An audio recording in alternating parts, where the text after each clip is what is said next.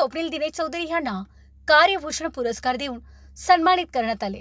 सन 2000 व 2001 मध्ये राष्ट्रीय शिक्षण मंडळाच्या टिळक आयुर्वेदा महाविद्यालयातून पुणे विद्यापीठाची BA-NM परीक्षा उत्तीर्ण झाल्यानंतर विद्यापीठाच्या आयुर्वेद महाविद्यालयातून MD ही पदवी प्राप्त केली। डॉक्टर स्वप्नील चौधरी यांनी 2011 ते 2025 पर्यंत आयुर्वेदावर अनेकदा रिसर्च करून आयुर्वेदाचे काय फायदे आहेत याची माहिती आयुर्वेद महाविद्यालयात जाऊन मार्गदर्शनाद्वारे दिली। डॉक्टर स्वप्नील चौधरी यांच्या आयुर्वेदातील व्यावसायिक संशोधन व सामाजिक क्षेत्रात केलेल्या उल्लेखनीय कामाची दखल घेत राष्ट्रीय शिक्षण मंडळाचे टिळक आयुर्वेद महाविद्यालयाच्या 12व्या वर्धापनदिनी 26 जून 2025 रोजी कार्यभूषण पुरस्काराने डॉक्टर स्वप्नील चौधरी यांना सन्मानित करण्यात आले। यावेळी आयुर्वेद संचालक डॉक्टर रमण गुंगळारकर, मंडळाचे अध्यक्ष डॉक्टर भालचंद्र भागवत, सचिन राजेंद्र हुपरीकर तसेच राष्ट्रीय शिक्षण मंडळ पुणे यांच्या अनेक पदाधिकारी यावेळी उपस्थित होते। गेली 25 वर्षाची तपश्चर्या केल्यानंतर मला हा पुरस्काराचा फळ मिळाला असल्याचं डॉक्टर स्वप्नील चौधरी यांनी सांगितले। 2000 साली मी BMS शिक्षण पूर्ण केलं टिळक आयुर्वेद महाविद्यालयामधून। नंतर पदव्युत्तर अभ्यासक्रमही केला काय चिकित्सेमध्ये, MD काय चिकित्सा केलं। त्यानंतर क्लिनिकल रिसर्च मध्ये मी अभ्यासक्रम पुढे चालू ठेवला।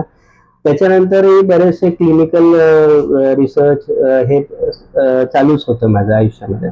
त्यानंतर मी रिसर्च क्षेत्रामध्ये पुढे जाण्याचा निर्धार केला।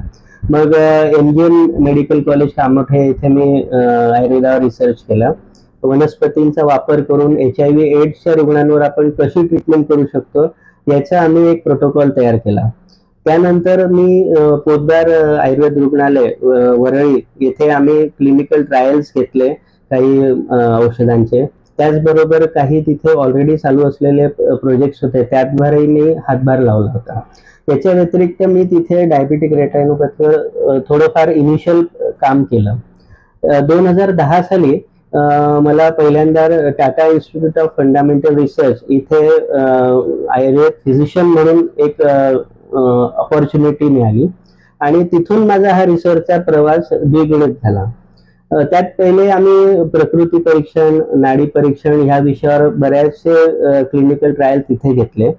तिथे आम्ही एक कटिबस्ती, पंचकर्म यावरही आम्ही प्रयोग केले आणि त्यातला एक प्रकार म्हणजे प्रकृती परीक्षण AI टूल्स वापरून 2015 साली एक आम्ही रिसर्च पेपर पब्लिश केला आणि तो जर्मनीला केल्याने तिथे मला अवॉर्डही मिळाला।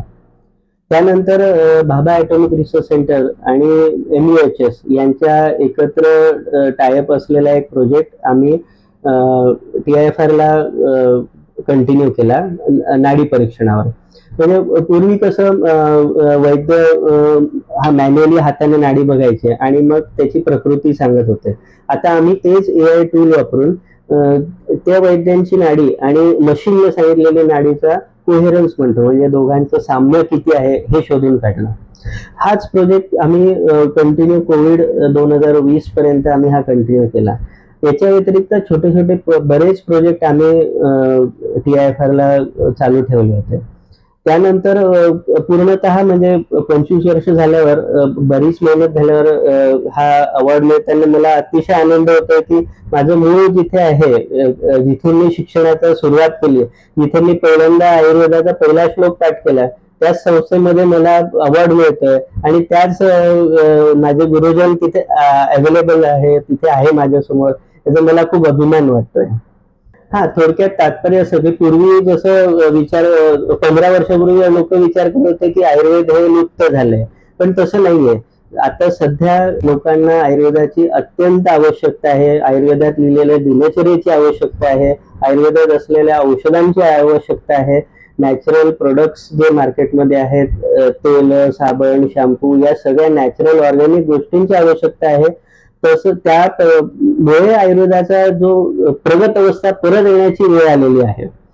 आता जसं काही लोकांच्या मते आयुर्वेद स्लो आहे असं म्हणणं आहे। आता याच्यात मूळ रुग्णाला काय हवं असतं की मला बरं व्हायचंय, मग ह्या बरं होण्याच्या दोन पद्धती, एक म्हणजे एक ऍक्टिव्ह डिसीज असतो की जेव्हा तो अतिशय गंभीर आजारी असतो, त्याला इमर्जन्सी ट्रीटमेंट आपण म्हणतो. आणि काही व्याधी असे तर जिथे चिरकाळी असतात, म्हणजे वर्षानुवर्ष आयुष्यभर, जसे गुडघेदुखी, कंबरदुखी हे प्रकार असतात. आता गुडघेदुखी, कंबरदुखी जे चिरकाळी व्याधी येतात, याला आयुर्वेदाशिवाय सोल्युशनच नाही.